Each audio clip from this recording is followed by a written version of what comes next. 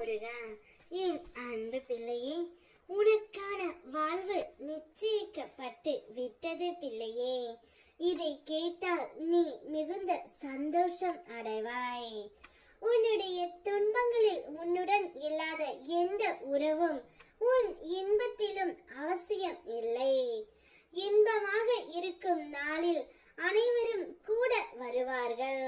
ஆனால் உன்னுடைய துயரத்தில் நிழல் போல் நின்றவர்கள் தான் உண்மையான உறவுகள்.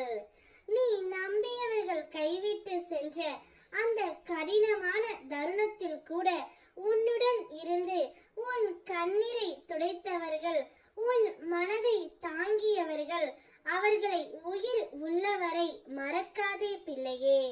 அவர்களின் உண்மையான அன்பு உன்னுடைய வாழ்க்கையின் பெரும் செல்வம். எல்லா உறவுகளும் வார்த்தைகளால் உருவாக்கலாம், ஆனால் துன்பத்தில் தோன்றும் உறவுகள் மட்டுமே நிஜமாக நீடிக்கும். அவர்களை காப்பாற்றி மதித்து வாழ்ந்தால் உன்னுடைய வாழ்க்கை எப்போதும் ஆசீர்வாதத்தாலும் அருளாலும் நிரம்பி வழியும். உன்னுடைய வாழ்வு நிச்சயிக்கப்பட்டு விட்டது. நீ யாரை மனதார நேசிக்கின்றாயோ அவருடனே உன்னுடைய திருமணத்தை நான் நடத்தி வைக்க போகின்றேன். உன்னுடைய மதிப்பு உயர்ந்து கொண்டே போகின்றது. இன்று உன்னை நிராகரித்தவர்களே நாளை உன்னை நாடி உதவிக்கரம் நீட்டுவார்கள். நீ ஒருபோதும் தோற்கவில்லை பிள்ளையே.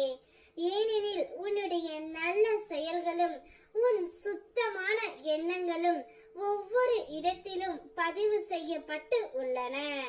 அவை அனைத்தும் இப்போது உனக்கு நன்மை செய்ய உன்னை தேடி வருகின்றன. வாழ்க்கையின் ஏற்ற தாழ்வுகளை பார்த்து வருந்தாதே. இப்போது உன் வாழ்க்கை உயர்விலும் நல்ல மாற்றத்திலும் பயணிக்கின்றது. நீ ஆசைப்படும் வாழ்க்கையை வாழப் போகின்றாய். சில காலங்களில் என்னுடைய திரு பாதங்களில் முழு நேர பிரார்த்தனையில் உனக்கு ஈடுபட சக்தி கிடைக்கும். எப்போதும் நேர்மறை சிந்தனை உடையனாகவே நீ இரு.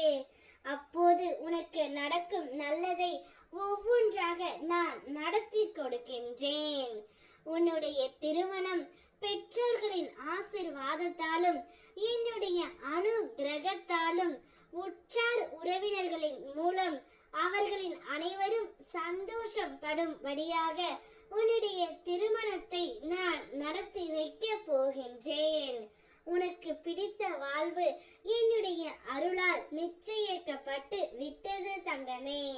இனி நீ சந்தோஷ மலையில் நனைய போகின்றாய்.